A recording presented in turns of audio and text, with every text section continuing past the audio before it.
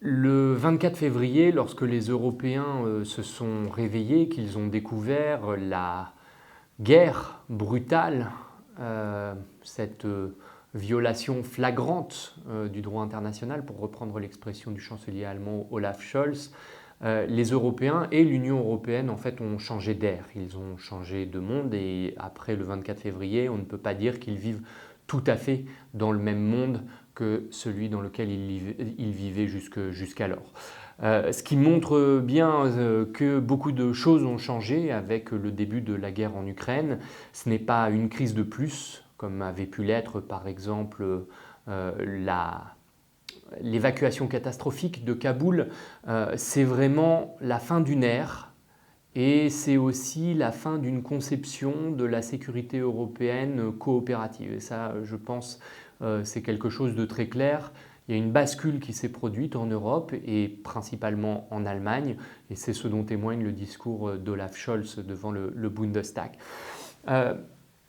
Au niveau de l'Union européenne et au niveau de relations de l'Union européenne avec les questions de défense, dont on sait qu'elles n'ont pas été tout à fait toujours très simples, il me semble qu'il y a trois choses qu'il faut voir. D'une part, la question de perception de la menace qui ont radicalement changé. Regardez aussi quelle a été notre réponse à court terme dans le domaine militaire et puis quelles questions sur le moyen long terme la guerre en Ukraine pose aux Européens et à l'Union européenne pour justement la création d'une véritable défense européenne au sein de l'Union européenne. Donc clairement, le premier effet de la guerre en Ukraine a été de profondément bouleverser, je pense, la perception des menaces avec un retour très clair des questions de défense collective et avec un retour très clair comme corollaire de l'importance de l'OTAN dans l'assurance de cette défense collective au niveau européen.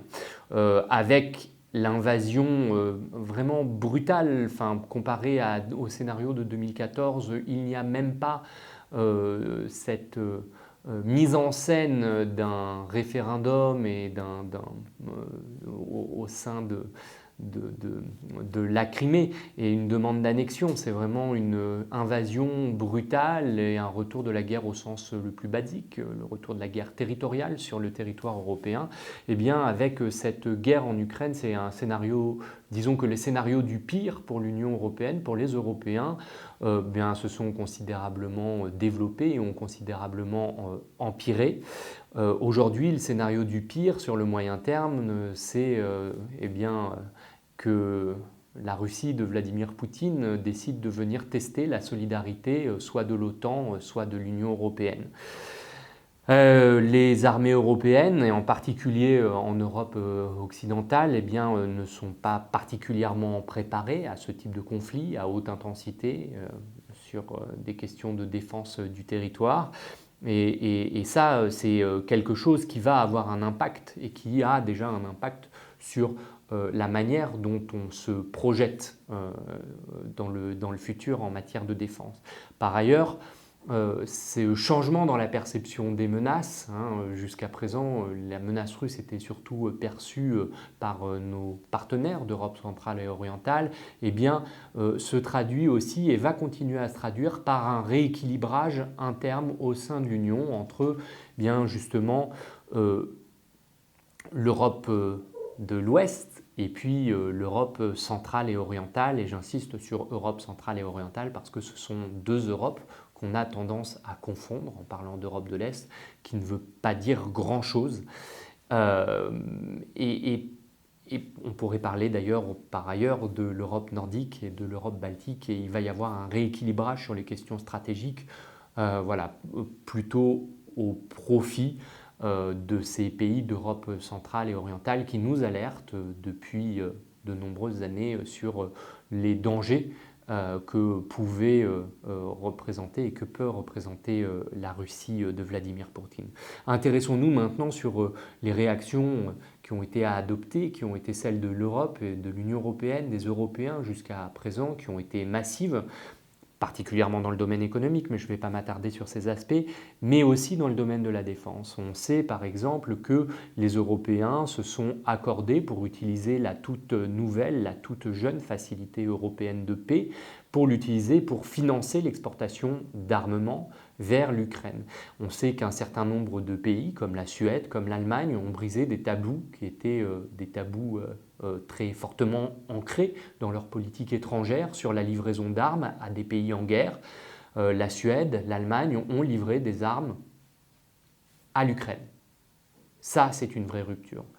Il y a une solidarité dans ces livraisons d'armes puisqu'il y a la mobilisation de la facilité européenne de paix pour financer ces livraisons d'armes. Ça aussi, c'est une vraie rupture. On a eu 2 paquets. Premier paquet de 500 millions d'euros. Deuxième paquet d'une intensité équivalente. C'est aussi une vraie rupture au regard, par exemple, de la taille de l'enveloppe de cette facilité européenne de paix qu'il va falloir compléter pour qu'elle puisse remplir par ailleurs ses autres missions. Voilà ce qui est autre réaction de court terme, même si elle nous projette déjà sur le moyen long terme, c'est l'adoption bien sûr de la boussole stratégique, qui est ce livre blanc de défense et de sécurité, qui était prévu de longue date pour être adopté lors du Conseil européen du 24 et 25 mars, et dont il a été décidé de maintenir son adoption tout en changeant profondément certains aspects, disons principalement en accélérant le rythme, le tempo. Il y a une sorte d'urgence maintenant au niveau européen à s'investir pleinement sur le renforcement des capacités européennes en matière de défense, que ce soit au niveau national, potentiellement aussi au niveau européen, et c'est la question que je voudrais approfondir dans un troisième temps, justement les dynamiques qu'on ouvre potentiellement à moyen long terme. Est-ce que nous allons enfin vers une défense européenne au sein de l'Union européenne? Et il n'y a pas de réponse claire et définitive, il y a un cap qui est fixé par la boussole stratégique, qui est assez ambitieux, même si on aurait pu rêver plus ambitieux, c'est clair, notamment sur les aspects opérationnels. On sait que la capacité européenne d'intervention rapide, qui est une capacité de 5000 hommes, qui n'est pas une force de 5000 hommes, mais une capacité a pu décevoir certains, mais ce serait déjà une amélioration par rapport à l'existant. Et elle est surtout conditionnée par sa mise en œuvre, et il y a beaucoup de points d'interrogation sur cette mise en œuvre. On sait que les budgets de défense vont augmentent déjà, que beaucoup d'argent va être mis sur la table. L'Allemagne a mis 100 milliards d'euros pour les 5 ou 10 ans à venir pour renforcer les capacités de la Bundeswehr. Comment est-ce qu'on va dépenser cet argent? Est-ce qu'on va le dépenser ensemble? Est-ce qu'on va le dépenser séparément? Est-ce qu'on va acheter européen? Est-ce qu'on va acheter américain? C'est des questions qui restent encore à trancher. Mais il me semble que plus fondamentalement, des questions qui se posent aujourd'hui sur les questions de défense collective, c'est la question du rôle de l'Union européenne dans ces missions. Peut-être pas d'un point de vue opérationnel dans le court terme, mais disons que ce clivage qu'on a voulu construire dans les années 90 entre une OTAN qui serait dévolue uniquement aux missions de défense collective et une Union européenne qui serait cantonnée à des missions de gestion des crises aux frontières de l'Union, eh bien ce clivage il est dépassé. Premièrement parce que les compétences de l'Union permettent à l'Union européenne d'avoir une vraie valeur ajoutée, par exemple sur le financement des capacités qui peuvent être utilisées tant sur ces missions de gestion de crise, mais aussi sur des missions de défense collective, et il serait dommage de se priver de ce levier d'action pour être efficace sur ces questions. Par ailleurs, il me semble-t-il, un certain nombre de prises de position américaines peuvent provoquer un certain nombre d'inquiétudes qui ne seront peut-être tues et certainement masquées par les Européens, mais qui ne peuvent pas être ignorées, justement sur peut-être pas la solidité de l'Alliance atlantique, mais disons sur le seuil à partir duquel une réponse de l'Alliance pourrait arriver. Et donc la question n'est pas tellement de savoir, question traditionnelle en politique française, quand on en vient aux questions de défense européenne, si l'Union européenne peut se substituer à l'OTAN, cette question n'a pas de sens. La question est peut-être plus de savoir si l'OTAN est une assurance de défense suffisante pour les Européens et si elle ne mériterait pas d'être renforcée par une défense européenne, au sens de l'Union européenne, d'une Union européenne de la défense qui viendrait compléter, qui viendrait aussi renforcer la présence des Européens au sein de l'OTAN. Par ailleurs, pour nous, Français, va se poser une question qui est pas loin d'être existentielle. On sait le leadership de la France sur les questions de défense en Europe. Or, lorsque l'Allemagne investit massivement, que potentiellement elle va investir plus que la France, ce leadership peut-il être contesté à la France par l'Allemagne? Et on sait les crispations que cela peut provoquer en France quand eh bien, justement on voit que les pays nordiques, la Suède, la Finlande, envoient une lettre au président du Conseil européen pour demander le renforcement des politiques de défense de l'Union européenne, que le Danemark, qui est un allié de l'OTAN mais qui ne fait pas partie de la politique de sécurité et de défense commune, donc la politique de défense de l'Union européenne, va lever sa clause de non-participation à cette politique en toute probabilité à l'issue d'un référendum en juin prochain, eh bien, on sent que les choses bougent et on sent qu'il va y avoir aujourd'hui plusieurs moteurs à cette construction d'une défense européenne.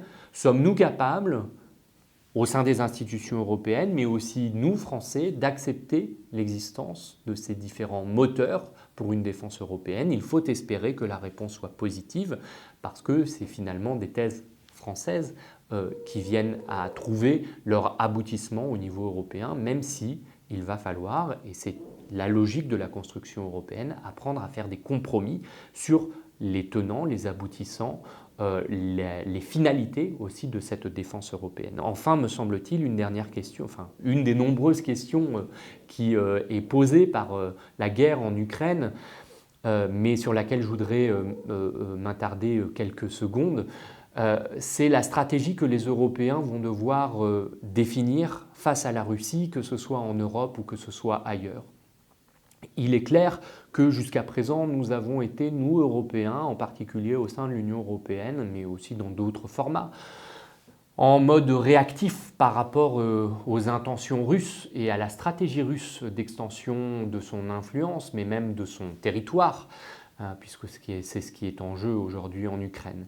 Et la question qui se pose, eh bien, je dirais pour l'Europe centrale et orientale, c'est acceptons-nous que la menace russe est une menace qui ne se, disons, constitue pas uniquement sur le territoire européen, mais qu'elle a aussi des ramifications dans la bande sahélo-saharienne, par exemple, ou en Syrie, que finalement la Syrie a offert eh bien, un terrain d'exercice, d'entraînement pour des troupes russes, pour ce qui se passe actuellement en Ukraine. Et sommes-nous capables d'accepter que nous devons avoir probablement une politique aussi offensive vis-à-vis de la Russie sur ces autres théâtres d'opération.